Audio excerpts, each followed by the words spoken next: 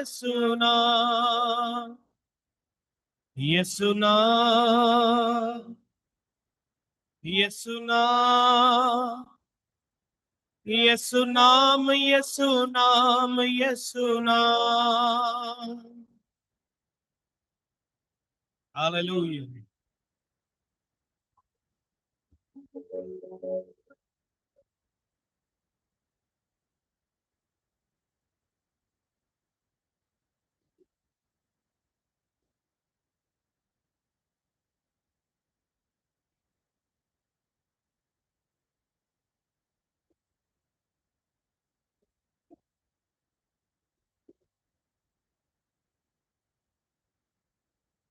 यीशु नाम जिंदगी का जान, जिंदगी का दे वो ही आराम।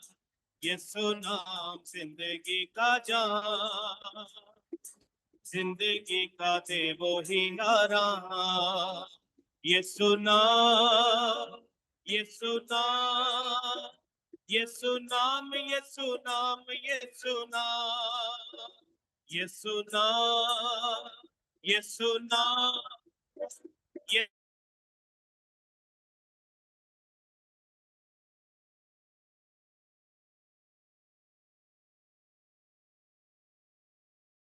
मेरा हद खिलाए, यीशु नाम मुक्ति दिलाए, अंधेरों मेरा हद खिलाए, खोल दे वो बंद आसमां, जिंदगी का दे वो ही आराम।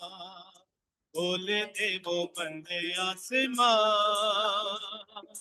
जिंदगी का दे वो ही आराम।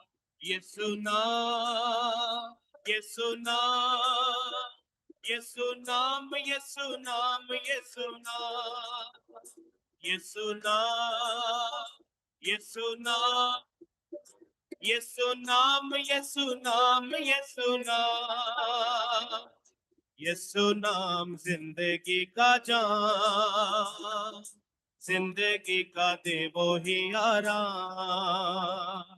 यीशु नाम जिंदगी का जान, जिंदगी का दे वो ही आराम।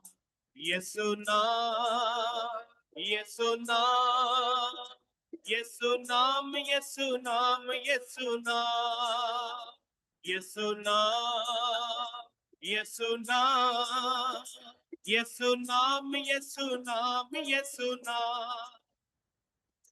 क्रूस पर लहू जो बहा है, दाग हर दिल का धुला है। क्रूस पर लहू जो बहा है, दाग हर दिल का धुला है। तेरे मेरे पापों का वो दाम, जिंदगी का दे वो ही आराम। तेरे मेरे पापों का वो दाम, जिंदगी का दे वो ही आराम। यीशु नाम, यीशु नाम, यीशु नाम, यीशु नाम, यीशु नाम, यीशु नाम, यीशु नाम, यीशु नाम, यीशु नाम। झुक जाओ कदमों में सारे, फतह के मारो तुम नारे। झुक जाओ कदमों में सारे,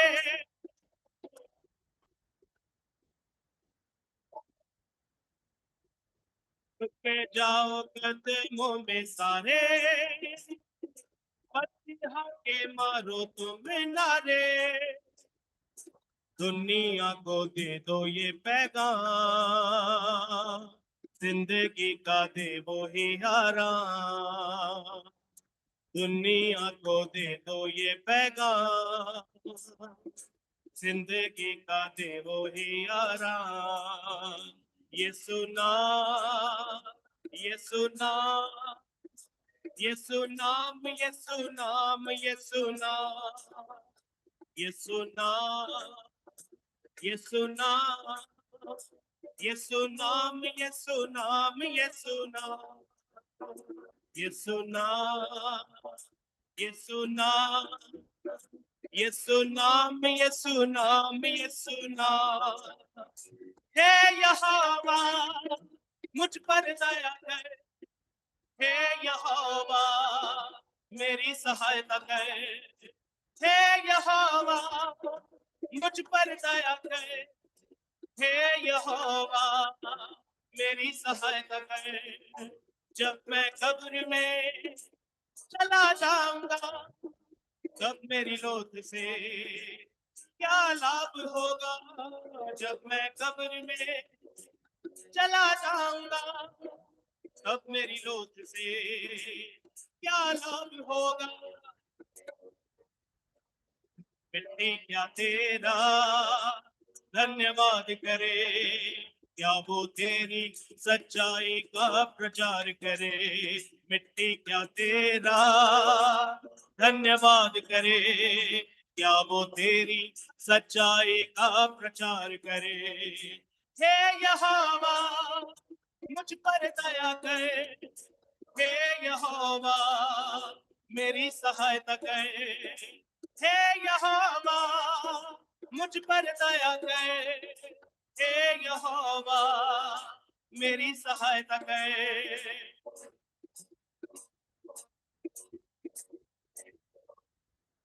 तुझको मैं सराहूं, तूने मुझको है निकाला।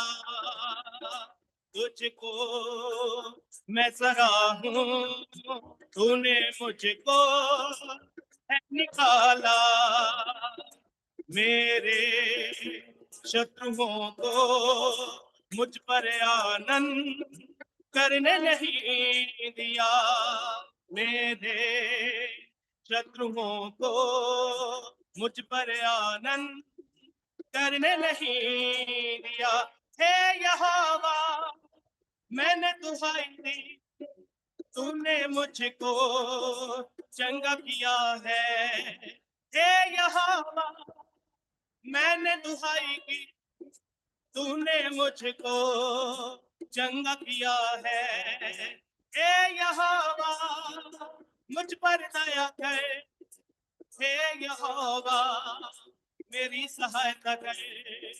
हे यहोवा मुझ पर दया कर, हे यहोवा मेरी सहायता कर। हे यहोवा मुझ पर दया कर, हे यहोवा मेरी सहायता कर। जब मैं कब्र में चला जाऊंगा, अब मेरी लौट से क्या लाभ होगा। जब मैं कब्र में चला जाऊंगा, तब मेरी लौट से क्या लाभ होगा। मिट्टी क्या तेरा धन्यवाद करे, क्या वो तेरी सच्चाई का प्रचार करे। मिट्टी क्या तेरा धन्यवाद करे, क्या वो तेरी सच्चाई का प्रचार करे। मिट्टी क्या तेरा धन्यवाद करे, क्या वो तेरी सच्चाई का प्रचार करे। तूने मेरी कमर में आनंद का है पटुका बांधा। तूने मेरी कमर में आनंद का है पटुका बांधा, ताकि मेरी आत्मा तेरा भजन ही गाती रहे सदा। ताकि मेरा आत्मा तेरा भजन ही गाती रहे सदा। हे यहोवा मुझ पर दया कर, हे यहोवा मेरी सहायता कर। हे यहोवा मुझ पर दया कर, हे यहोवा मेरी सहायता कर। जैसे अभी खुदावन के भक्त बता रहे थे कलाम में से कि पतरस जो पानी में डूब रहा था और वे प्रभु के नाम को पुकारता है, हालेलुया हालेलुया, वे प्रभु के नाम को पुकारता है और खुदावन की दुहाई देता है कि खुदावन उसे डूबने से बचाए, हालेलुया। लेकिन जब पानी में उतरा, वे क्या कहता है, मैंने ना जानी गहरा लहरों की कोई परवाह न की, मैंने न जानी गहराई समुद्र की लहरों की कोई परवाह न की, उतरा मैं समुद्र की गहराई के बीच में, उतरा मैं समुद्र की गहराई के बीच में, तेरी आवाज सुनकर प्रभुवर, तेरी आवाज सुनकर प्रभुवर। जब खुदावन से उसने पूछा कि प्रभु यदि तू इजाजत दे तो मैं भी पानी पर चलूं, तो खुदावन उसे कहता आजा, हालेलुया हालेलुया। तब उसने गहराई को नहीं मापा कि पानी कितना गहरा है, कहीं मैं डूब ना जाऊं। मैंने ना जानी गहरा समुद्र की लहरों की कोई परवाह न की, मैंने ना जानी गहराई समुद्र की लहरों की कोई परवाह न की। इसी प्रकार से जब खुदावंद हमें बुलाते हैं कि मेरे पीछे हो लो, हमने भी परवाह नहीं की कि हमें क्या दिखेगा क्या मिलेगा, लेकिन खुदावन ने बुलाया, हम उसके पीछे आ गए, हालेलुया। मैंने न जानी गहरा समुद्र की लहरों की कोई परवाह न की, मैंने न जानी गहराई समुद्र की लहरों की कोई परवाह न की, उतरा मैं समुद्र की गहराई के बीच में, उतरा मैं समुद्र की गहराई के बीच में, तेरी आवाज सुनकर प्रभुवर, उतरा मैं समुद्र की गहराई के बीच में, तेरी आवाज सुनकर प्रभुवर, हे या तू ही खुदावंद, हमद करूं मैं तेरी, स्तुति के योग्य तेरा नाम, हे या तू ही खुदावंद, हमद करूं मैं तेरी, स्तुति के योग्य तेरा नाम। गढ़ते समुद्र की लहरों की हलचल से लगता है डर मुझे मेरे प्रभु। जब उसने लहरों को उठते हुए देखा तो उसके अंदर भय आ गया, कहीं मैं डूब ना जाऊं। गढ़ते समुद्र की लहरों की हलचल से लगता है डर मुझे मेरे प्रभु, पाँव मेरे डूब रहे गहराइयों में, पाँव मेरे डूब रहे गहराइयों में, हाथ बढ़ा कर मुझे तू संभाल, हाथ बढ़ा कर मुझे तू संभालेगा, तू ही खुदावंद, हमद करूं मैं तेरी, स्तुति के योग्य तेरा नाम, हे या तू ही खुदावंद, हमद करूं मैं तेरी, स्तुति के योग्य तेरा नाम। मुझसे बड़े भक्त और गिर पड़े रणभूमि में, मुझसे बड़े भक्त गिर पड़े रणभूमि में, देखता हूँ मैं उनकी हड्डियों के ढेरों को, देखता हूँ मैं उनकी हड्डियों के ढेरों को, प्रभु की कड़ाई पर जो गिर पड़ी, प्रभु की कड़ाई उन पर जो गिर पड़ी, हे यार तू ही खुदा बंद, हमद करूं मैं तेरी, स्तुति के योग्य तेरा नाम, हे यार तू ही खुदा बंद, हमद करूं मैं तेरी, स्तुति के योग्य तेरा नाम। संसार की सारी शक्तियां तेरे प्रभु तू ये जानता है, संसार की सारी शक्तियां तेरे,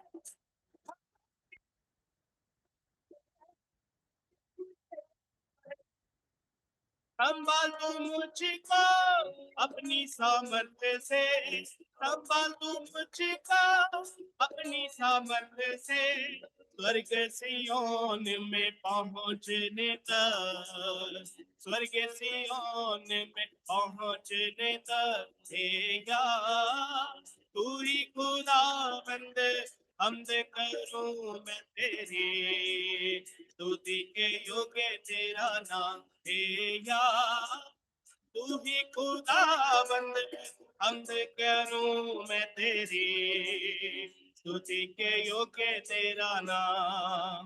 जंग के मैदान से क्यों हट जाऊं मैं, मार्ग में क्यों कर थक जाऊं मैं, जंग के मैदान से क्यों हट जाऊं मैं, मार्ग में क्यों कर थक जाऊं मैं, दौड़ता हूँ मैं उस लक्ष्य की ओर देखे, दौड़ता हूँ मैं लक्ष्य की ओर देखे, मेरा निशाना केवल यीशु ही है, मेरा निशाना केवल यीशु ही है, हे यार तू ही खुदावंद, हमद करूं मैं तेरी, स्तुति के योग्य तेरा नाम, हे यार तू ही खुदावंद, हमद करूं मैं तेरी, स्तुति के योग्य तेरा नाम।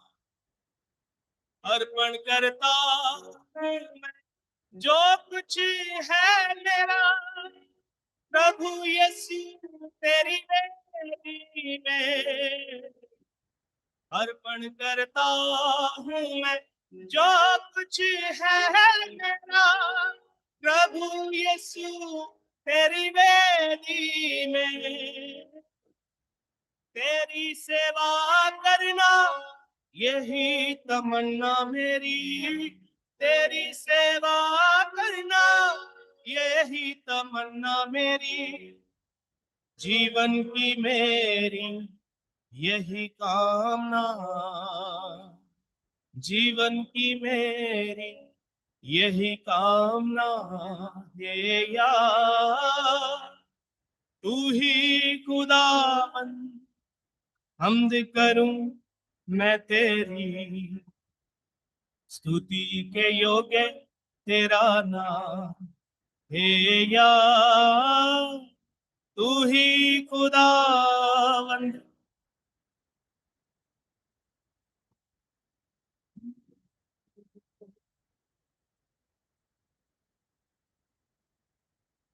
तेरे कलाम की तपश से तपता रहूं, तपता रहूं, तेरे कलाम की तपश से तपता रहूं, तपता रहूं, रूह की अग्नि की भट्टी में, की अग्नि की भट्टी में जलता रहूं, कुंदन बनूं, तेरे कलाम की तपश से तपता रहूं, तपता रहूं, तेरे कलाम की तपश से तपता रहूं, तपता रहूं। हालेलुया। खुदावंद आपका कलाम जो आग के समान है। हालेलुया। उसकी तपश से, उसकी आग से, जैसे यिर्मयाह 23 अध्याय में लिखा है कि क्या खुदावंद का कलाम आग सा नहीं है। हालेलुया। ये वो आग है जिसमें हमें जलना चाहिए, जिसकी गर्मैश से जैसे सोना भट्टी में डालकर प्योर हो जाता है, आग में डालकर रिफाइन हो जाता है, उसी प्रकार से हम उसके कलाम की तपश से पाक होते रहे। हालेलुया।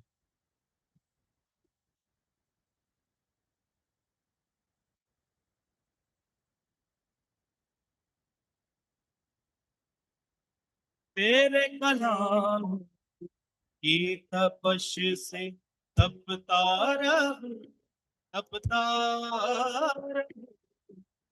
तेरे कलाम की तपश से तपता रहूं, तपता रहूं। रूह की अग्नि की भट्टी में, रूह की अग्नि की भट्टी में जलता रहूं, कुंदन बनूं। तेरे कलाम की तपश से तपता रहूं, तपता रहूं।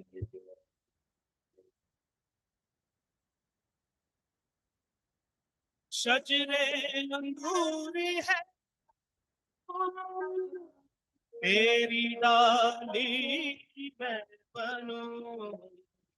शजरे अंगूर का मतलब है कि अंगूर की बेल तू है और मैं तेरी डाली बनूं। हालेलुया। शजरे अंगूर है तेरी डाली मैं बनूं, रूह के रूबरू रहूं, पाक कलाम से मैं डोलूं। शजरे अंगूरी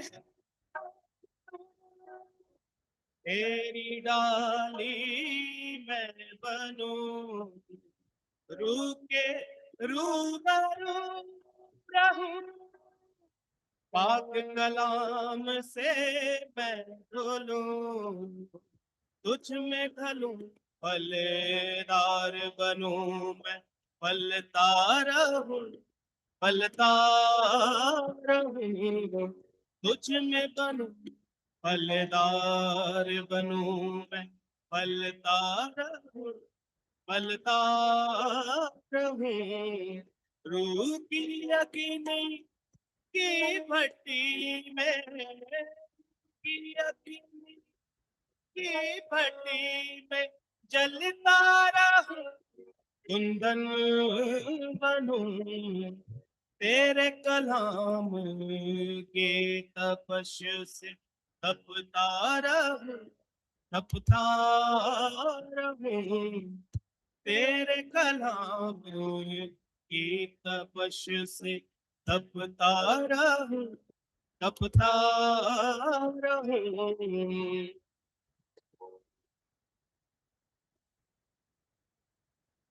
देखकर उस कलाम से अब दी जीवन नाम दे, देखकर उस कलाम से अब दी जीवन नाम दे।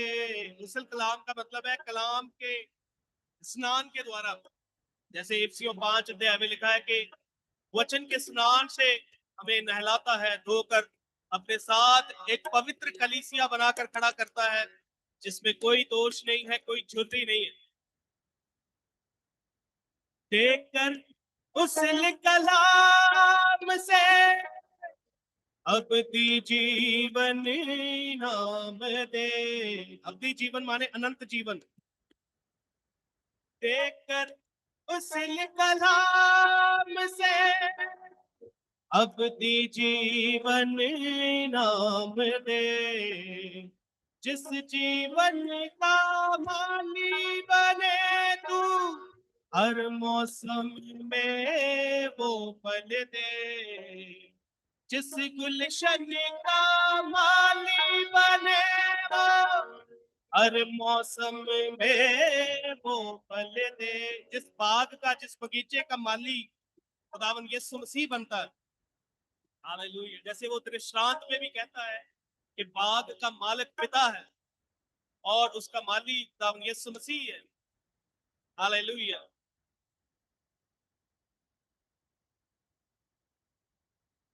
और वह उस पेड़ के लिए विनती करता है स्वामी से, मालिक से, कि इसे 1 वर्ष और दे और मैं इसे खाद डालूंगा, मैं इसे पानी डालूंगा, मैं इसकी देखभाल करूंगा।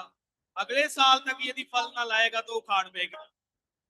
हालेलुया। ये माली जो है ये मौका मांगता है हर पेड़ के लिए, हर बूटे के लिए।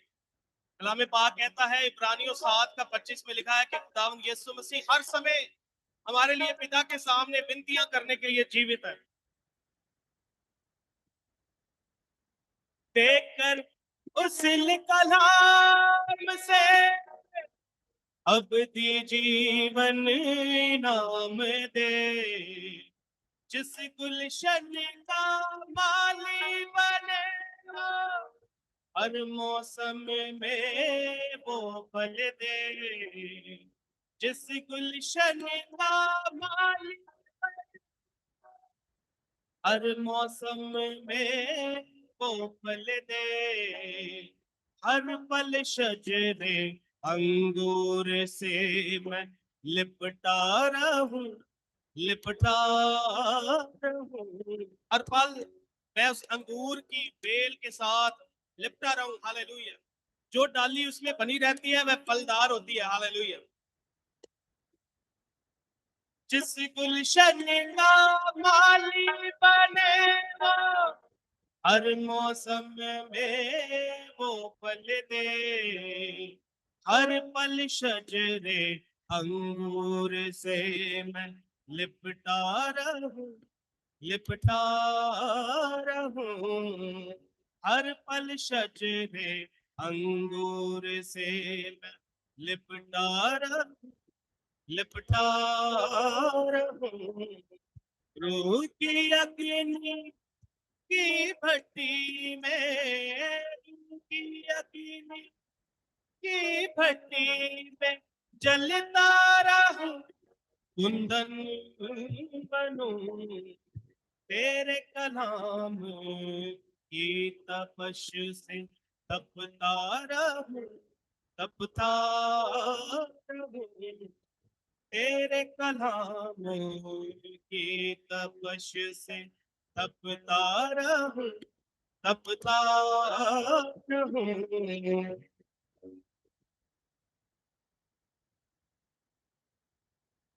रोशन जहन हो कलाम से, अक्ल नहीं हो कलाम से। रोशन जहन हो कलाम से, अक्ल नहीं हो कलाम से। कहता तुम्हारे मन के नए हो जाने से तुम्हारा चाल चलन भी बदलता जाए। हालेलुया। मेरा जहन रोशन हो जाए, मेरे विचार रोशन हो जाए। हालेलुया। मेरी अकल कलाम से नहीं हो जाए। हालेलुया। रोशन जहन हो कलाम से, अकल नहीं हो कलाम से। राहें सुथरे कलाम से हो तजर्बा कलाम से। राहें सुथरे कलाम से हो तजुर्बा कलाम से। मेरे जीवन में तू बड़े मैं घटता रहूं, घटता रहूं। मेरे जीवन में तो बड़े मैं घटता रहूं, घटता रहूं। रूह की अग्नि की भट्टी में, की अग्नि की भट्टी में जलता रहूं, कुंदन बनूं। तेरे कलाम की तपश से तपता रहूं, तपता रहूं। तेरे कलाम की तपश से तपता रहूं, तपता रहूं।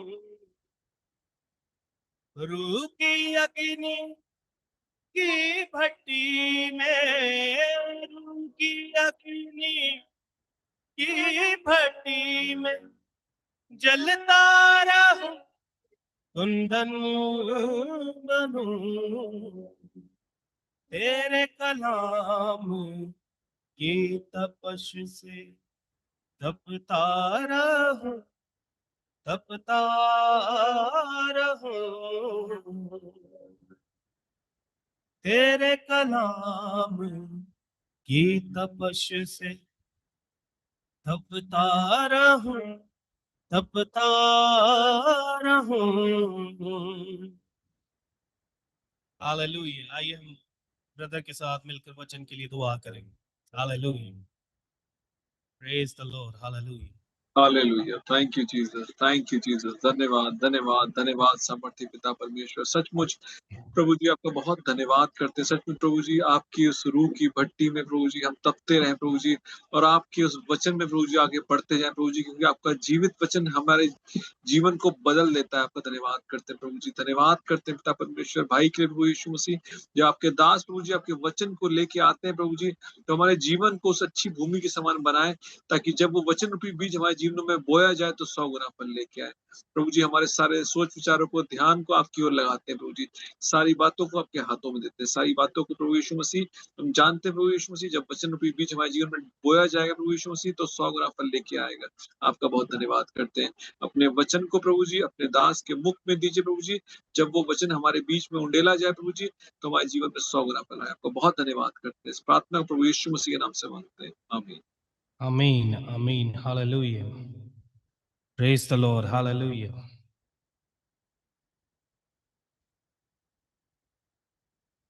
Hallelujah.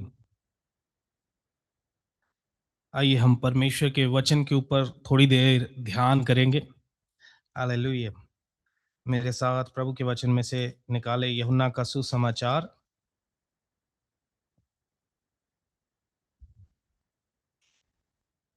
उसका 1 अध्याय वचन 1 से कोई जन पढ़ दीजिए।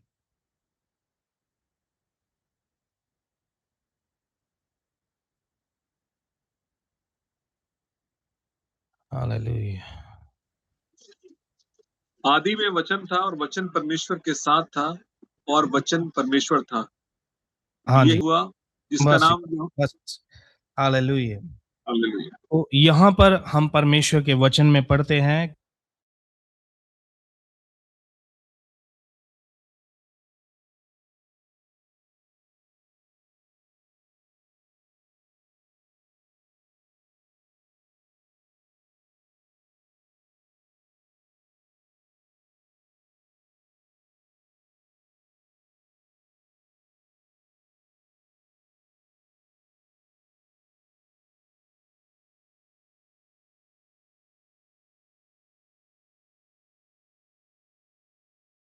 वचन मिलेंगे जहाँ पर आपको पता चलेगा कि वचन जो है उसके बगैर उसके बगैर कोई गति नहीं है।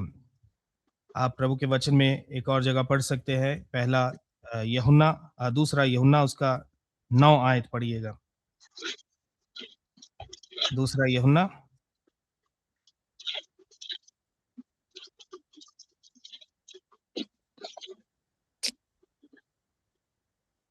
जो कोई मसीह की शिक्षा से आगे बढ़ जाता है और हाँ, बना नहीं रहता, उसके पास परमेश्वर नहीं। जो कोई उस शिक्षा में स्थिर रहता है, उसके पास पिता भी है और पुत्र भी। हाँ जी। हालेलुया।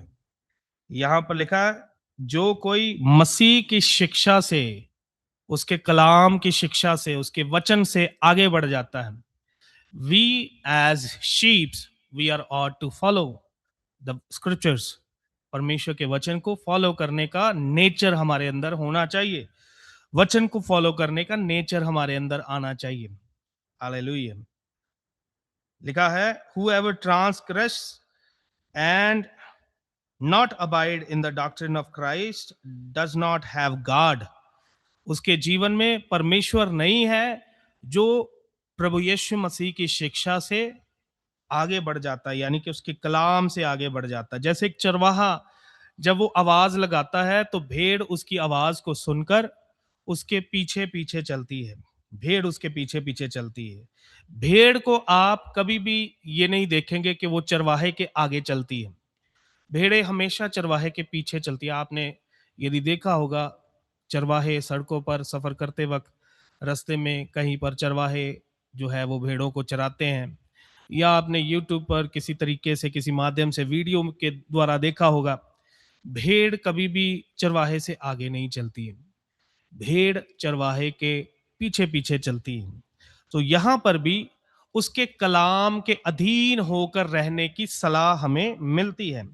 और यदि हम उसके कलाम के पीछे पीछे चलते हैं, उसको फॉलो करते हैं, तो लिखा है कि यदि हम नहीं करते हैं ऐसा, तो लिखा है कि हमारे पास परमेश्वर नहीं। जिस कलीसिया में भी, जिस चर्च में, जिस संगति में कलाम को अहमियत नहीं दी जाती है, वचन को अहमियत नहीं दी जाती है, उस संगति में परमेश्वर की उपस्थिति लोगों को महसूस होती होगी कि है, गीत गाने के माध्यम से, या अलग अलग तरीके के आजकल गेम्स भी खिलाते हैं बच्चों को अट्रैक्ट करने के लिए। चर्चेज में ऐसी एक्टिविटीज कराते हैं ताकि नौजवानों का ध्यान जो है वो कलीसिया में बना रहे।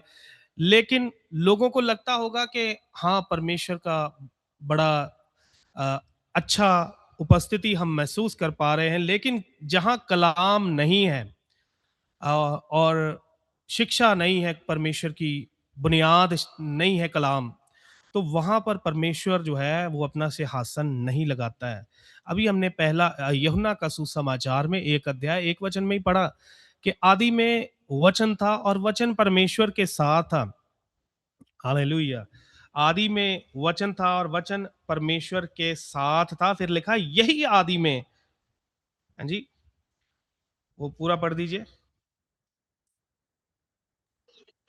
आदि में वचन था और हाँ जी, वचन परमेश्वर के साथ था और वचन परमेश्वर था। हाँ जी, यही आदि में परमेश्वर के साथ था। यही आदि में परमेश्वर के साथ था। आप इमेजिन कीजिए कि आदि में परमेश्वर के साथ कोई नहीं है, सिर्फ वचन है। हाँ जी। और और वचन जो है आगे 14 आयत में कहता है कि वो वचन देहधारी हुआ और मनुष्य के बीच में अनुग्रह और सच्चाई से परिपूर्ण होके उसने डेरा किया, वास किया। हाँ जी। और ये वचन यदि हमारे अंदर वास नहीं करता है तो परमेश्वर भी नहीं है ना। उस वचन का वास हमारे अंदर होने को एक शब्द दिया गया है, दैट इज इमैनुअल। हाँ जी, इमैनुअल, जिसका अर्थ है परमेश्वर हमारे साथ। यदि वचन हमारे साथ नहीं है तो इमैनुअल भी नहीं है, तो परमेश्वर भी हमारे साथ नहीं है। हाँ जी। आज बहुत सारे कलीसियाओं में, बहुत सारे संगति के स्थानों में कलाम की अहमियत बिल्कुल जीरो है।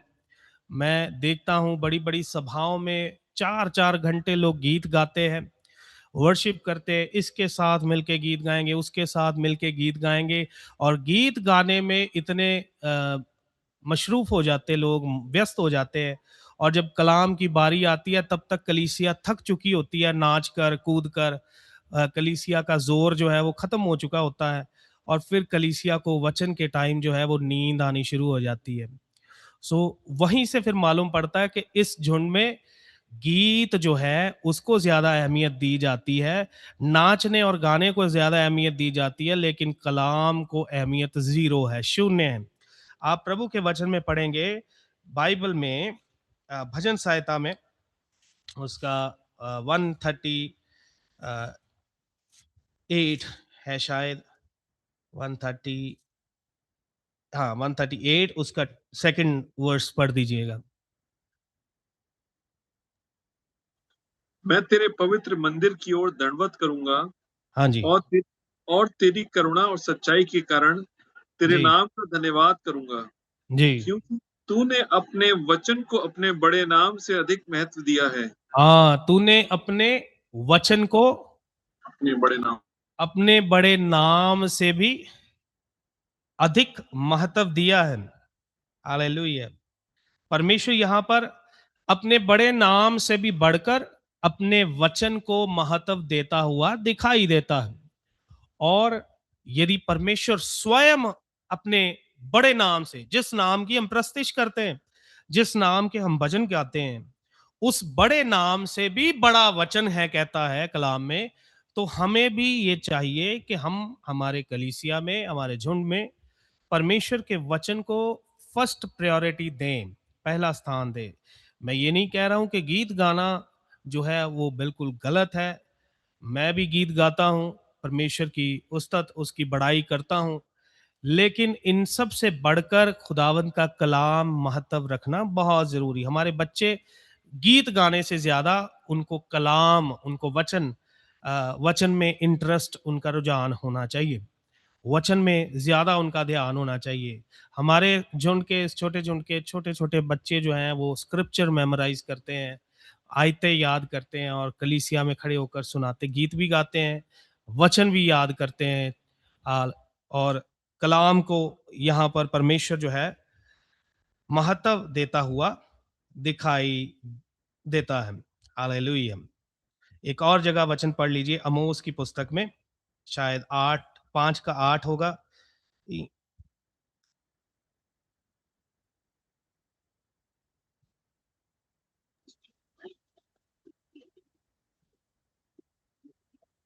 जो कचपचिया और मृगशिरा को बनाने वाला है, जो घोर अंधकार को भोर का प्रकाश बनाता है, जो दिन को अंधकार करके रात बना देता है और समुद्र का जल स्थल के ऊपर बहा देता है, उसका नाम यहोवा है।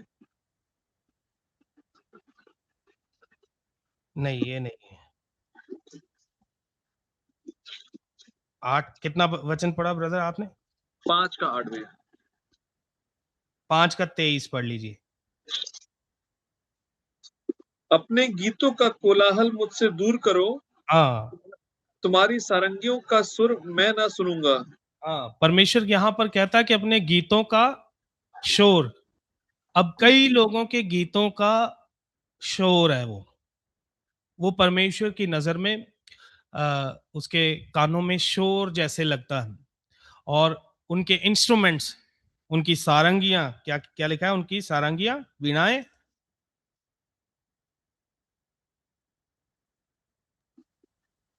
सारंगियों का सुर मैं ना सुनूंगा। हाँ, उनकी सारंगियों का सुर जो है परमेश्वर कहता है मैं नहीं सुनूंगा। हाँ जी, हालेलुया।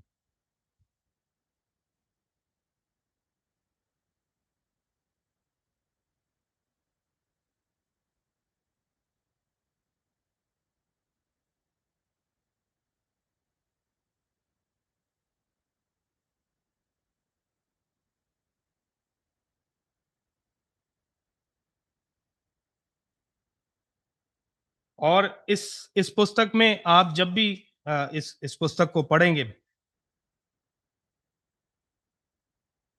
आमोस की पुस्तक में, तो ये वचन की बात करता है आमोस।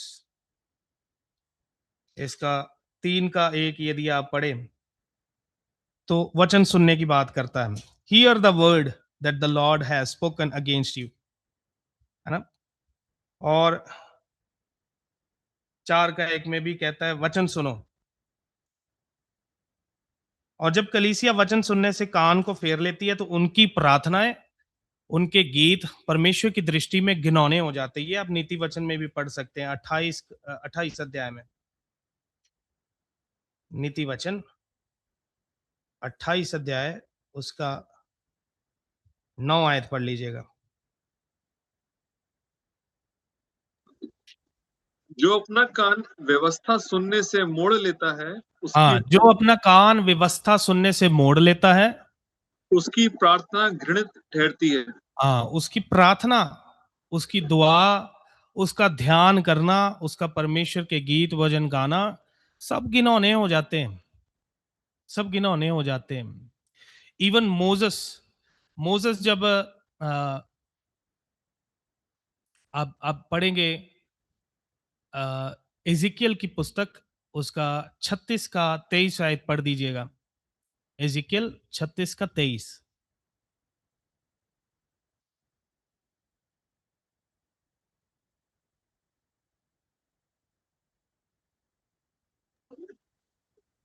मैं अपने बड़े नाम को पवित्र ठहराऊंगा, हाँ, मैं अपने बड़े नाम को पवित्र ठहराऊंगा, जो जातियों में अब अपवित्र ठहराया गया, जो जातियों में अपवित्र ठहराया गया।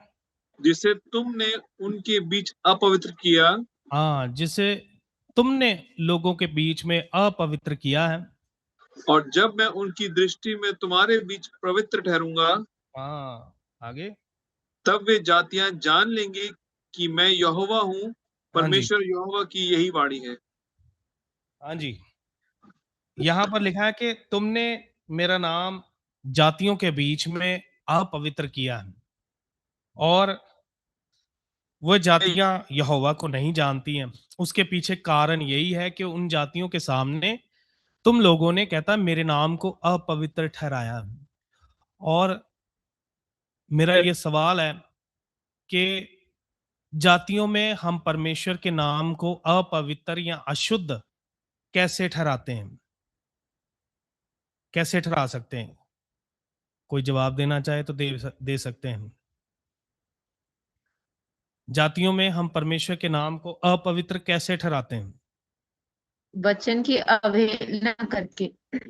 हाँ, वचन की अनाज्ञाकारी करके, वचन के अनुसार ना चल के हम अपने जीवन का जो नमूना पेश करते हैं गैर जातियों के सामने, तो वो लोग डिस्पाइज करते हैं कि ये क्रिश्चियन है, ये क्रिश्चियन आदमी का जीवन है, ये एक विश्वासी का जीवन है। सो इस तरीके से हम गैर जातियों के सामने परमेश्वर के नाम को अपमानित करते हैं, वचन की अनाज्ञाकारी, वचन को ना मान के, या सिंपल भाषा में, जब हम परमेश्वर का कहना नहीं मानते हैं तो हम परमेश्वर के नाम को अपमान लाते हैं, कहना ना मानकर। फिर उसी जगह पर जहां पर हमने परमेश्वर को पवित्र साबित नहीं किया अपने जीवन से, तो उसी जगह पर जब हम गॉस्पेल प्रीच करते हैं, हम यीशु मसीह की गवाही जब वहां पर लेकर जाते हैं, तो वो लोग कहते हैं कि तुम्हारा जीवन खुद का तो ठीक नहीं है, और तुम मुझे बता रहे हो कि परमेश्वर पवित्र है, हमारा जीवन बदल गया। हमारा जीवन बदला नहीं, इसीलिए लोग विश्वास नहीं करते। ये कहता है जब मैं तुम्हारे बीच में पहले पवित्र ठहरूंगा, तब वो जातियां जो हैं वो जानेंगी कि मैं यहोवा परमेश्वर हूं।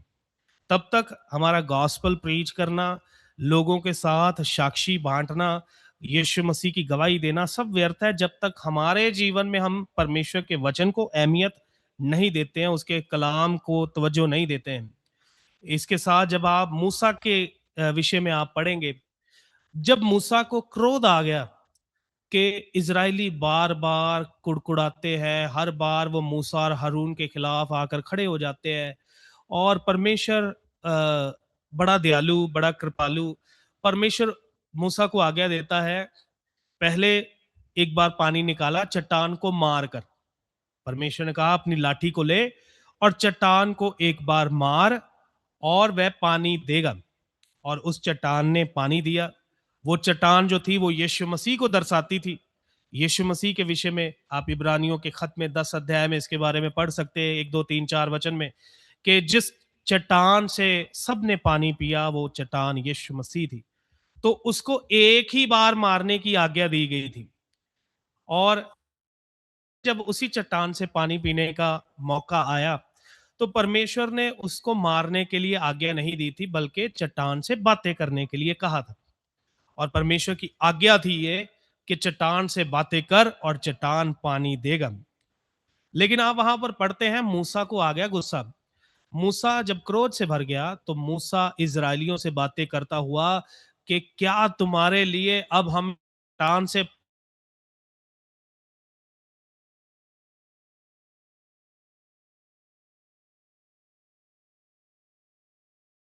दी, उसके कलाम जो परमेश्वर के मुख से निकला था उसको अहमियत नहीं दी। वहां पर परमेश्वर यही बात लिखते हैं जो इज़ेकियल 36 का 23 में हमने पढ़ा। परमेश्वर मूसा से कहते हैं कि तूने इजराइलियों के सामने मुझे पवित्र नहीं जाना है जी। सो किस तरीके से हम परमेश्वर को अपमानित करते हैं या उसको अपवित्र जानते हैं, उसकी आज्ञा ना मानकर, उसके वचन को ना मानकर। और आप इमेजिन कीजिए एक कलीसिया जहां पर कलाम ही नहीं होता है, वचन को ही अहमियत नहीं देती दिया जाता है, वहां पर तो निरंतर परमेश्वर का अपमान हुआ जा रहा है। हर व्यक्ति के जीवन से परमेश्वर का अपमान ही होता है, क्योंकि वो परमेश्वर के हुक्मों के अनुसार नहीं चल पा रहा है, नहीं चलता है जी। और जब वो नहीं चल रहा है और लेकिन वो यीशु मसीह का कहलाता है, लोग उसे मसीही करके जानते हैं, ये क्रिश्चियन है, या उसका नाम पीटर है, या एंड्रयू है, या अंद्रयास है, यूहन्ना, याकूब, बाइबल के आधारित हम नाम अपने बच्चों को, अपने आप को दे लेते हैं और लोग हमें इस तरीके से जानते हैं। वो पीटर का वहां पर झगड़ा हो गया है जी। और फिल्में भी हमें डिस्पाइज करती हैं, फिल्में भी क्रिश्चियनिटी को इसी तरीके से दिखाती हैं। माइकल दारू पी के दंगा करता है जी। फिल्मों में भी क्रिश्चियन नाम को इसी तरीके से दिखाया जाता है कि ये लफड़ेबाज कौम जो है वो क्रिश्चियन लोग ही होते हैं। तो वो छवि जो है वो हम ही ने पेश की है, लोगों के सामने दिखाया है, तभी वो पोर्ट्रेट की जाती है, दिखाई जाती कि ये मोहल्ले में रहने वाले लोग जो हैं, क्रिश्चियन लोग जो हैं, माइकल नाम के लोग जो हैं, पीटर नाम के लोग जो हैं, मोस्टली हिंदी फिल्मों में गुंडों के नाम रॉबर्ट, डिकोस्टा, पीटर, माइकल, ऐसे ही नाम होते हैं। वो क्यों होते हैं? क्योंकि हमने वैसा ही आचरण, वैसा ही चरित्र लोगों को दिखाया है। और इसी प्रकार से वो पोर्ट्रेट करके दिखाते हैं कि ये मोहल्ले के लोग जो हैं, इस मोहल्ले मोहल्ले में क्रिश्चियन लोग जो रहते हैं, वो गुंडई हैं या लफड़ेबाज लोग हैं, गलत गलत काम करने वाले। और इस प्रकार से हम परमेश्वर को निंदा लाते हैं। और जब कलाम ही आधार नहीं है तो वो निंदा लगातार हम परमेश्वर की करते हैं। और जब हमारे ही दरमियान परमेश्वर जो है वो पवित्र नहीं ठहरता है, तो वह दूसरी जातियों में जब हम गॉस्पेल प्रीच करते हैं, हम उनको जाकर कहते हैं आपका जीवन बदल जाएगा, यीशु मसीह के पास आकर देखिए, तो वो कहते हैं आपका ही नहीं बदला है तो हमारा क्या बदलेगा। तो वो हमारे कहे हुए वचनों पर वो वो आधार, वो उसमें भारीपन नहीं आता है, बेस नहीं आता है। आप प्रभु के वचन में भी पढ़ेंगे, तिमोथियस को पौलुस उसको लिखी गई पत्री में कहता है, 4 अध्याय वचन 16 में, पहला तिमोथियस में, वहां पर लिखता है पौलुस तिमोथियस को, 12 से जब पढ़ते हैं तो उसको कहता है कि तेरी जवानी को कोई तुच्छ ना जानने पाए, तू वचन में, विश्वास में, प्रेम में, विश्वासियों के लिए कहता है कि तू आदर्श बन जा। सो ये आदर्श बनना, एग्जाम्पल बनना जो है वचन पर, वचन के लिए, वो बहुत जरूरी है हम सब विश्वासियों के लिए, सब सेवकों के लिए। और ये बहुत जरूरी है, बहुत लाजमी है। और जब आप आगे 16 आयत पढ़ते हैं तो वहां पर वो कहता है कि तू दिन रात पढ़ाई में लगा रहे। पहला तिमोथियस 4 का 16 में कहता इसी को पढ़ने और इस पर ध्यान करने में दिन रात लगा रहे, ताकि तेरे अपनी और कहता अपनी और अपने उपदेश की चौकसी कर। कुछ इसी प्रकार से लिखा, अपने और अपने, पहले अपनी चौकसी करो कि क्या मैं वचन के अंदर बना हुआ हूं, फिर आप जो सिखा रहे हैं उसकी चौकसी करें, क्या मेरा प्रचार वचन के दायरे में है, वचन के दरमियान है, कहीं मैं अपनी बातों को जोड़कर मिलाकर प्रचार तो नहीं करे जा रहा हूं, कहीं मैं अपनी समझ, अपनी बुद्धि से तो नहीं बोले जा रहा हूं, क्या कलाम में ये बातें लिखी भी हैं जो मैं प्रचार कर रहा हूं। पहले अपनी चौकसी करे, क्या मैं कलाम में हूं, फिर अपने उपदेश की, अपनी शिक्षा की चौकसी करे, क्या मेरा प्रचार कलाम में है। ये दोनों चीजें करने से आगे लिखा है कि तू अपना भी उद्धार कराएगा और तेरे सुनने वालों का भी उद्धार कराएगा। सो अगर एक व्यक्ति खुद कलाम पर नहीं चलता है और जो वो सिखा रहा है उसमें भी कलाम नहीं है, उसमें भी कलाम नहीं है। बहुत से आप सोशल मीडिया पर देखते हैं आजकल, बड़ा आसान हो गया है, एक मोबाइल सामने स्टैंड पर लगा लिया जाता है और सेवा के लिए बुलाहट हो या ना हो, कोई भी मोबाइल उठाकर आज के दिन में प्रचारक बन गए हैं। और कोई सेवकों के साथ नहीं रहे, कोई अनुभव नहीं किया। जैसे प्रेरित जो थे वो यीशु मसीह के साथ साथ रहते थे, 3.5 साल लगभग उन्होंने यीशु मसीह के साथ रहकर सीखी हैं बातें। आप आखिरी वचन पढ़ते हैं मत्ती 28 का 19 और 20, वहां पर यीशु मसीह कहते हैं कि जाओ सारी जातियों के लोगों को चेला बनाओ और उन्हें पिता और पुत्र और पवित्र आत्मा के नाम से बपतिस्मा दो। आगे लिखा है कि उन्हें वो सारी आज्ञाएं मानना सिखाओ जो मैंने तुम्हें सिखाई हैं। सो ये चेले जब गए दुनिया में, ये बिना सीखे हुए नहीं गए, ये कलाम सीखकर, वचन सीखकर, उन आज्ञाओं को यीशु मसीह से प्राप्त करके ये लोगों के पास गए और उन्हें जाकर इन्होंने प्रभु यीशु मसीह के आज्ञाएं या उसके वचन सिखाए हैं लोगों को। हालेलुया। और लोगों को कैसे सिखाया जाए, कैसे सिखाया जाए, वचन कैसे सिखाया जाए? सिर्फ मेमोराइज करना नहीं, हाँ जी 10 आज्ञा हैं बोलो जी, तो कलीसिया में कोई जन खड़ा होकर बोलता है कि एक ही परमेश्वर है, उसको छोड़ के दूसरे किसी की उपासना नहीं करनी, है ना, फिर किसी की मूर्त बनाकर उसके सामने दंडवत नहीं करना है, उसका नाम व्यर्थ नहीं लेना, सबत के दिन को पवित्र मानना है, माता पिता का आदर करना है, खून नहीं करना, चोरी नहीं करनी, और व्यभिचार नहीं करना, किसी की चीज का लालच नहीं करना है, किसी के खिलाफ झूठी गवाही नहीं देनी। ये हम मेमोराइज तो कर लेते हैं, लेकिन ये सिखाई कैसे जाएं? जब एक अगुआ इन आज्ञाओं के अनुसार, वचनों के अनुसार जीवन खुद व्यतीत करता है, तो उसके पीछे लोग भी उसको देखकर वैसा चलना शुरू कर देते हैं। या तो वो उसके पास रहेंगे नहीं, या वो उसके जैसी चाल चलना शुरू करेंगे। सो कलाम जो है वो बहुत जरूरी है। वचन के बिना ना तो परमेश्वर ने अपने किसी दास को भेजा है। आप प्रभु के वचन में पढ़ेंगे, बाइबल के जितने भी नबी खड़े हुए थे, उन सब नबियों के विषय में लिखा है यूहन्ना के सुसमाचार में अध्याय 6 में, उसका वचन आप जब पढ़ते हैं 45 पढ़िएगा।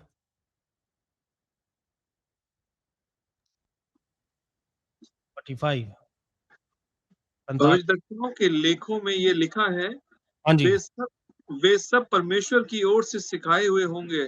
हाँ, भविष्यद्वक्ताओं के विषयों में ये बात लिखी है कि वे सारे के सारे परमेश्वर के सिखाए हुए होंगे। सो परमेश्वर के नबी जो हैं वो सब परमेश्वर की ओर से ट्रेन किए हुए लोग होते हैं, सिखाए हुए लोग होते हैं। आप देखेंगे बिना कलाम के परमेश्वर ने किसी को खड़ा नहीं किया। उदाहरण के लिए आप यिर्मयाह का 1 अध्याय पढ़ेंगे तो परमेश्वर कहता है कि उठ खड़ा हो जा, बोल। वो कहता है मैं कैसे बोलूं, मैं तो बालक हूं, मैं छोटा बच्चा हूं, मैं बोल नहीं सकता। परमेश्वर कहता है मत बोल कि मैं बालक हूं, देख मैं अपने वचन को कहता है तेरे तेरे मुंह में डालता हूं, मेरा वचन तेरे निकट, मेरा वचन तेरे मुंह में है ना।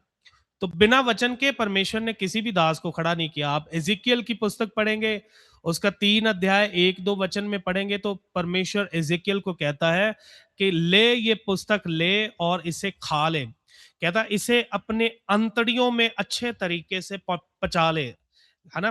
कहता तेरे अंतड़ियों में, तेरे तेरे पेट के जो फूड पाइप्स हैं, उसमें उसमें क्या होना चाहिए? कलाम होना चाहिए, वचन होना चाहिए। तेरे नस नस में, रग रग में, तेरे वेन्स में, ये भी इज़िकियल की पुस्तक में आप पढ़ सकते हैं। तेरी नसों में कहता कलाम होना चाहिए। हमारी नसों में खून की जगह खून भी होना चाहिए, चलो खून के साथ साथ कलाम भी होना चाहिए। हालेलुया। हमारे खून में कलाम होना चाहिए। जब आप इब्रानियों 4 का 12 पढ़ते हैं, वहां पर लिखा है कि परमेश्वर का वचन जो है वो कैसा है? जीवता है, सामर्थी है और दो-धारी तलवार से भी चौखा है, sharper than any two-edged sword, piercing even to the division of soul and spirit। ये कलाम जो है ये ऐसी तेज धार तलवार से भी तेज है जो आपके प्राण और स्पिरिट को सेपरेट कर देती है। आपका जो प्राण है उसमें इमोशंस होते हैं, डिसीजन करने का जो निर्णय लेने का जो ताकत है वो आपके प्राण में होता है, खून में होती है ये सारी चीजें। इमोशंस, हमारा खुश होना, उदास होना, रोना, ये हमारे लहू में होता है, प्राण में। प्राण में लहू होता है, लहू में प्राण होता है। पुराने नियम में आप पढ़ा होगा आपने कि तू लहू लगा हुआ मांस ना खाना क्योंकि लहू में प्राण होता है ना। जब दाऊद कहता हे मेरे मन, है ना, इंग्लिश में वहां पर सोल लिखा है ना, यहोवा को धन्य कह। See, David is training his soul, वो अपने प्राण को ट्रेन कर रहा है कि वो उसका प्राण जो है वो परमेश्वर की इबादत करे। ये जो सोल है, ये आपका, आप तीन भाग में है। आप एक आत्मा है। परमेश्वर ने जब कहा कि मैं जीवन की पुस्तक में आपका नाम लिखूंगा, तो वो जीवन की पुस्तक में आपका जो नाम लिखा गया है वो आपका फिजिकल नेम नहीं है, वो स्पिरिट का नेम है।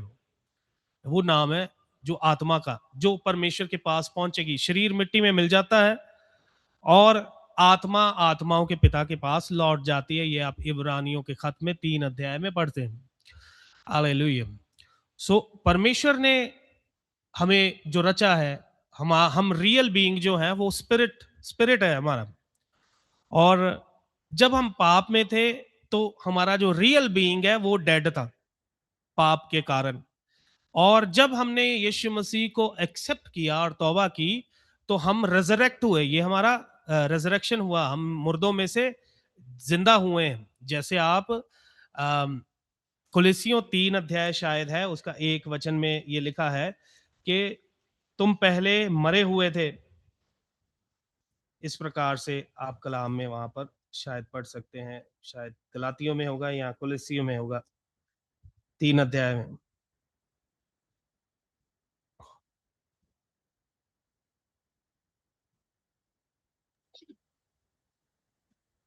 अतः जब तुम मसीह के साथ जिलाए गए, हाँ, तो तुम मसीह के साथ क्या किए गए? जिलाए गए। जिलाए गए हैं। तो कहने का मतलब हम पहले मरे हुए थे, मतलब रियल जो हम थे, रियल डेविस, यीशु मसीह के आने से पहले स्पिरिट बीइंग जो हमारा था वो डेड था। और जब हमने तौबा की और बपतिस्मा लिया और यीशु मसीह के ऊपर विश्वास किया तो हमारा आत्मा का जो है पुनरुत्थान होता है। हमारा आत्मा रिवाइव हो जाता है, जिंदा हो जाता है, जो आदम के टाइम से पाप के कारण मर गया था, है ना। जैसे वो पहले नंगे थे, लजाते नहीं थे, हाँ जी, क्योंकि स्पिरिट जिंदा था, स्पिरिट से चलते थे, महिमा से भरे हुए थे। लेकिन जैसे ही सिन एंटर हुआ, spirit is dead now. Now अब वो शेमफुल होते हैं एक दूसरे को देखकर, नंगा देखकर, हाँ जी। अब उनको शर्म महसूस होती है, हाँ जी। जब आप आत्मा में जिंदा रहते हैं तो आपके जीवन में कोई लज्जा नहीं होती, कोई शर्म नहीं होती आपको। हालेलुया। इवन शर्म के कामों से भी जो हमने पहले किए होते हैं उससे अब लजाते नहीं, वो हमारी गवाही बन जाती है कि हमने ये किया था, हमने वो किया था, अब मेरा जीवन जो है वो बदल गया, हाँ जी। लेकिन यही आप मसीह में ना होते तो उन कामों की चर्चा करना आपके लिए लज्जा की बात होती कि मैं कैसे बताऊं किसी को कि मैंने क्या क्या किया है, लेकिन अब वो गवाही बन गया। सो रियल जो है वो स्पिरिट बीइंग है। और स्पिरिट जो है वो चाहता है कि इस प्राण का उद्धार हो, हमारे जीवन का उद्धार हो। स्पिरिट, इसलिए लिखा है हम नहीं जानते कि दुआ कैसे की जाती, लेकिन हमारा आत्मा परमेश्वर के आत्मा से मिलकर ऐसे दुआएं करता है, आहें भर भर के, जो बयान से बाहर है। सो स्पिरिट की डिजायर है स्पिरिचुअल सेल्वेशन, पापों की मुआफी, स्पिरिचुअल थिंग, कि मैं, मेरा रिश्ता प्रभु के साथ और गहरा हो और बढ़े। और जो शरीर की डिजायर है, शरीर चाहता है कि इस दुनिया के मजे, दुनिया की ऐश मैं करूं, दुनिया के मजे करूं। और बीच में आता है प्राण जो फैसले लेता है। और यदि प्राण और जो है शरीर, प्राण और शरीर एक टीम हो जाए तो स्पिरिट कमजोर हो जाता है। और यदि प्राण और आत्मा दोनों मिले रहें तो तो आत्मा स्ट्रांग हो जाता है, फिर शरीर कमजोर होता है। इसीलिए फिर हम उपवास करते हैं। जब आप उपवास करते हैं तो उपवास के कारण आपका शरीर वीक होता है और स्पिरिट स्ट्रांग होता है। भले ही आपने खाना नहीं खाया लेकिन आप अंदर से ताकतवर और मजबूत महसूस करते हैं, क्योंकि आपका अंदर से आत्मा जो है वो मजबूत हुआ। इधर जब आप पढ़ते हैं कि परमेश्वर का कलाम इतना तेज है, इतना तेज धार है, और परमेश्वर का वचन जो है दो धारी तलवार से भी चौखा है, तेज है, और वो क्या करता है? पढ़ दीजिए वचन।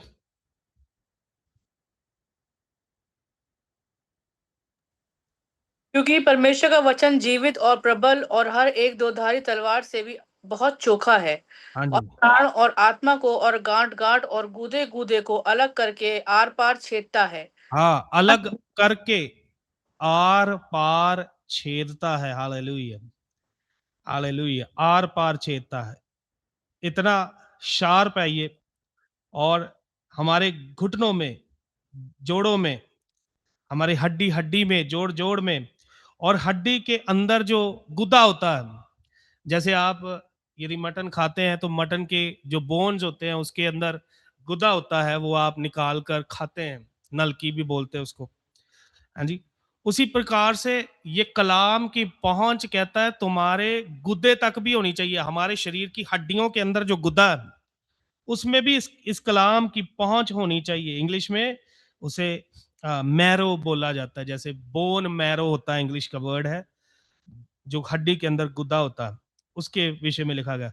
इस कलाम की पहुंच हमारी अंतड़ियों में, हमारी नसों में, हमारे गुद्दे गुद्दे में, हड्डियों में, हर जगह कलाम होना चाहिए। हालेलुया। और इवन हमारे हृदय की फट्टियों पर, जैसे दाऊद कहता है कि ये कलाम मैं अपने हृदय की फट्टियों पर लिखता हूं ताकि तेरे विरुद्ध मैं कोई पाप ना करूं। कलाम इसीलिए हमने सीखना है ताकि हम एक पवित्र गवाही कर लेकर चलें, और परमेश्वर के विरुद्ध जो है वो हम किसी भी प्रकार के गुनाह में ना जाएं। आप जानते हैं जब नहमीया के समय में ये कलाम की अहमियत कितनी है, और प्रभु के दासों को गुस्सा भी आ जाता है कि जब कलीसिया परमेश्वर के वचनों के अनुसार नहीं चलती। आप नहमिया की पुस्तक पढ़िए, ये पढ़कर हम प्रार्थना करेंगे। नहमिया की पुस्तक अध्याय 13,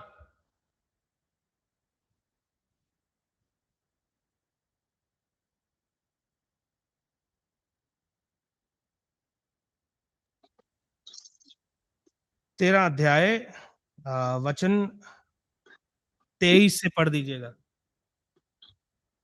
फिर उन्हीं दिनों में मुझको ऐसे यहूदी दिखाई पड़े हाँ जी। जिन्होंने अजदोदी, अम्मोनी और मोआबी स्त्रियां ब्याह ली थी। हम्म। उनके यहाँ बच्चों पर की सुनिए, यहाँ पर क्या हुआ? यहाँ पर इजरायली लोग जो हैं वो करप्ट हुए। आप सबने ये पुस्तक पढ़ी होगी बखूबी। आप जानते हैं कि फाटक जले हुए थे, दीवारें टूटी हुई थी, जिसकी वजह से इजरायलियों का, यहूदी लोगों का खास करके, अन्य जातियों के साथ बड़ा तालमेल हो गया था, और ये आपस में कारोबार करने लग गए, और अन्य जाति लोग इनसे सब्बत के दिन को भी तोड़वाते थे। सब्बत के दिन को भी इनको बोलते थे आओ काम करो, पैसा कमाओ। आप 9 अध्याय में पढ़ेंगे वो क्या क्या बेचते खरीदते थे, छोले, तरह तरह की चीजें, वो सब आप 9 अध्याय में पढ़ सकते हैं कि ये क्या क्या कारोबार किया करते थे। सो यहाँ पर क्या हुआ? यहाँ पर मेन याजक जो है एलियासिब, जो महायाजक है, उसके उसके वो एक मुआबी के साथ उसने रिश्ता जोड़ लिया, अपनी बेटी ब्याह दी उधर, और ये दोनों संबंधी हो गए। उसके पीछे जो प्रजा के लोग हैं उनके बीच में भी ये आम बात हो गई कि गैर जातियों के साथ रिश्ते जोड़ने, संबंध जोड़ने। जबकि आप व्यवस्था में पढ़ेंगे, व्यवस्था में 7 अध्याय उसका 3 आयत में लिखा है कि तू उनमें ना तो अपने बेटियों को ब्याह देना, ना उनके बेटों को अपनी बेटियों के साथ ब्याहना, ना अपने बेटों के साथ उनकी बेटियों को ब्याहना। उधर साफ परमेश्वर व्यवस्था में मना करता है, क्योंकि परमेश्वर ने एक कौम को अलग किया है ताकि उनके द्वारा वो पवित्र बनकर रहे, ताकि उनके द्वारा पूरे जगत का उद्धार करता जन्म ले। इसलिए उनको सबसे सबसे अलग, सबसे जुदा करके रखा था। लेकिन ये लोग सीड को मिक्स कर देते थे, ये लोग गैर जातियों की औरतों को ब्याह लेते थे, और उनसे शादियां कर लेते थे। अब यहाँ पर 23 वचन में हम क्या पढ़ते हैं, कहता उन दिनों मैंने देखा कि कुछ यहूदियों ने अशदोदी और अमोनी और मुआबी औरतों के साथ शादी कर ली। फिर क्या हुआ आगे, 24 वचन। उनके बच्चों की आधी बोली अशदोदी थी हाँ और वे यहूदी बोली ना बोल सकते थे। हाँ जी। दोनों सो जाति यहाँ पर जब अन्य जातियों के साथ शादी करके जो बच्चे पैदा हुए, वो बच्चों की जो भाषा है, वो भाषा जो है वो आदि अशदोदी और आदि यहूदी आदि यहूदी, यहूदी भाषा ठीक तरीके से उनको नहीं आती है। और ये भाषा ना आना उनके लिए कैसा खतरनाक है, ये बात नहेमिया को समझ आती है। नहेमिया समझता है ये क्या क्या गंभीरता है यहाँ पर। यहाँ पर गंभीरता ये है कि जब महायाजक खड़ा होकर यहूदी भाषा में कलाम बताएगा, वचन बताएगा, क्योंकि पहले कलाम सिर्फ व्यवस्था सिर्फ यहूदी भाषा में ही थी और यहूदी भाषा में ही उसको प्रचार किया जाता था और यहूदी भाषा में ही लोगों को बताया समझाया जाता था। तो जब इन्होंने अन्य जातियों के साथ शादियां की तो उनके जो बच्चे पैदा हुए तो आदि अशदोदी बोलते थे और आदि यहूदी भाषा मिक्स करके बोलते थे। यहूदी भाषा अगले लाइन में लिखा, कहता है यहूदी भाषा वो ठीक से नहीं बोल पाते थे, ऐसा ही लिखा है। अन्य जातियों की बोलियां और बोल, वे और वे यहूदी बोली ना बोल सकते थे, दोनों जाति बोली बोलते थे। दोनों जातियों की बोलियां बोलते थे। अब यहाँ पर खतरा क्या है कि कलाम यहूदी भाषा में, प्रचार करने वाला यहूदी भाषा में, और जो जो जिस तरीके से वो एक्सप्लेन करेगा, सिखाएगा, समझाएगा, वो यहूदी भाषा में। अब यहूदी बच्चों के अंदर यहूदी भाषा ही नहीं है, तो जब याजक यहूदी भाषा बोलेगा, यहूदी भाषा में वो कलाम बताएगा, वचन बताएगा, तो किसी को कुछ समझ नहीं आने वाला, क्योंकि इनको यहूदी भाषा आती ही नहीं है। तो फिर नहेमिया क्या करता है, पढ़िए आगे 25 वचन में। तब मैंने उनको डांटा और कोसा हाँ, और नहेमिया कहता मैंने उन्हें डांटा और कोसा। फिर और उनमें से कुछ को पिटवा दिया हाँ, कुछ लोगों को पिटवा भी दिया उसने। हाँ और जी। उनके बाल नुचवाए हाँ और उनको परमेश्वर की ये शपथ खिलाई, हाँ हम जी। अपनी बेटियां उनके बेटों के साथ ब्याह में ना देंगे हाँ और जी। ना अपने लिए या अपने बेटों के लिए उनकी बेटियां ब्याह में लेंगे। हाँ, देखिए कितना गंभीर है। यहूदी भाषा नहीं आती, इसलिए प्रभु के दास को गुस्सा आया और उसने कुछ को पिटवा भी दिया, कईयों के बाल नोचे और उनको कोसा कि तुम लानती हो। है जी। ये आगे वाली जनरेशन जो है ये कैसे बचेगी जब याजक इब्रानी भाषा में व्यवस्था पढ़कर सुनाएंगे। जब वो बोलेगा कि तुम चोरी ना करना, इनको कुछ समझ नहीं आने वाला। जब वो कहेगा व्यभिचार ना करना, जब वो कहेगा अपने माता पिता का आदर करो, जब वह कहेगा किसी के खिलाफ झूठी गवाही ना दो इब्रानी भाषा में, तो इनको कुछ समझ नहीं आने वाला, क्योंकि इनको इब्रानी आती नहीं है। और आज हमारे पास अपनी खुद की लैंग्वेज में बाइबल अवेलेबल है, जो भाषा हमें आसानी से समझ आ जाए, वैसा वैसा बाइबल, वैसा कलाम हमारे पास अवेलेबल है। टेबल पे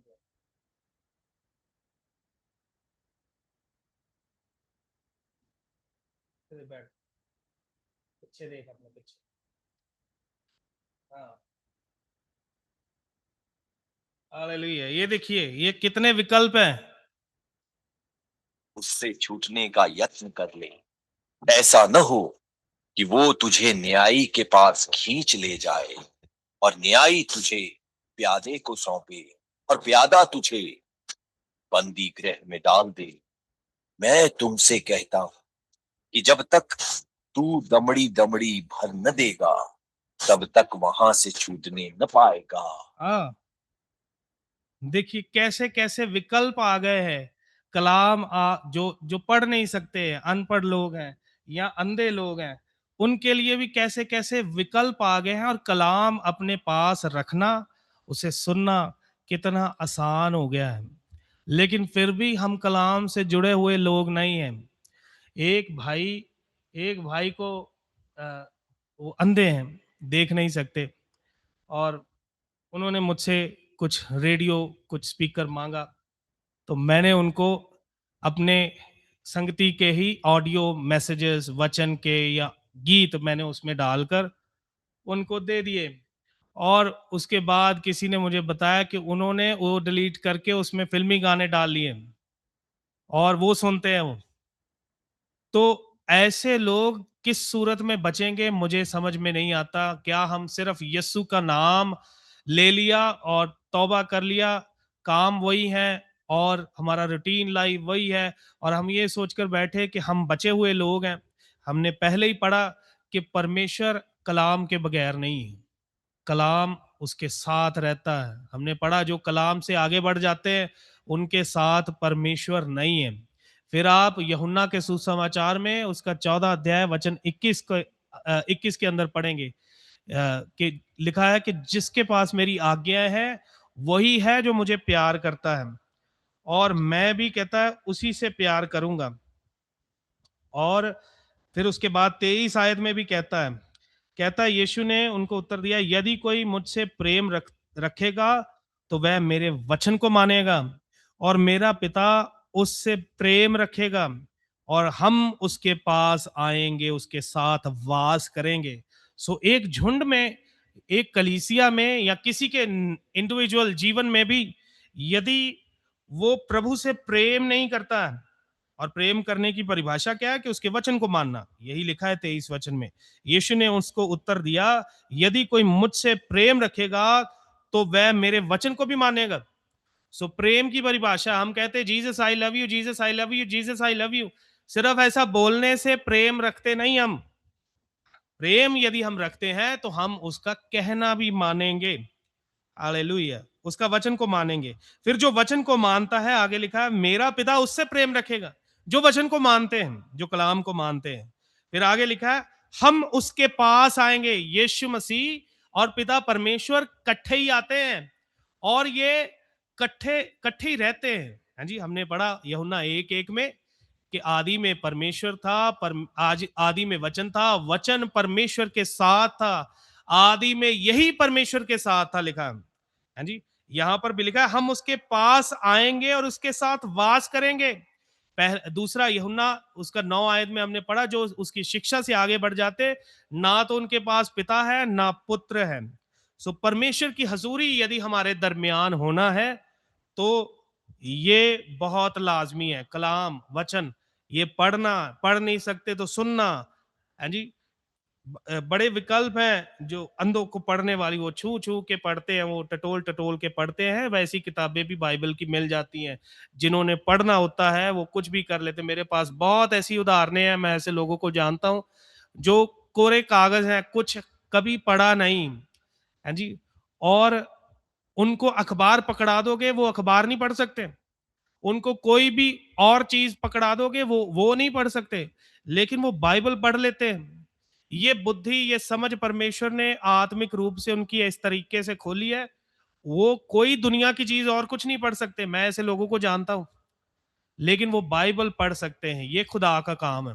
जब एक व्यक्ति के जीवन में कलाम सीखने की चाह हो और परमेश्वर के पीछे चलने का मन हो, निश्चय फैसला हो, तो परमेश्वर उसको अद्भुत रीति से उसकी बुद्धि को, समझ को खोलता है और उसे कलाम सीखने में मदद करता है। ये कलाम आने वाले दिनों में बाइबल हो सकता है हमारे हाथ में ना हो, इसलिए जितना ज्यादा हो सके इसको आप पढ़िए और इसको अपने अंदर स्टोर कीजिए। हाँ जी, हो सकता है ये इस तरीके के डिवाइसेस भी आगे चलकर काम ना आए, लेकिन हृदय पर लिखा हुआ वचन जो है वो सदा आपके अंदर रहेगा, उसे आपके हृदय में से कोई भी निकाल नहीं सकता। सो कलाम बहुत जरूरी है। वचन को अहमियत देना, उसको महत्वपूर्ण जानना, ये कलीसिया के लिए जिम्मेदारी है, और ये सेवकों की भी जिम्मेदारी है कि वो अपने झुंड में, अपनी कलीसियाओं में कलाम को सबसे ज्यादा अहमियत दें। हालेलुया। प्रभु आप सबको इन वचनों के ऊपर आशीष दे। जय मसीह की। बाकी का समय हम प्रभु के दास के हाथ में देते हैं। Praise the Lord. हम परमेश्वर का धन्यवाद करते हैं। सचमुच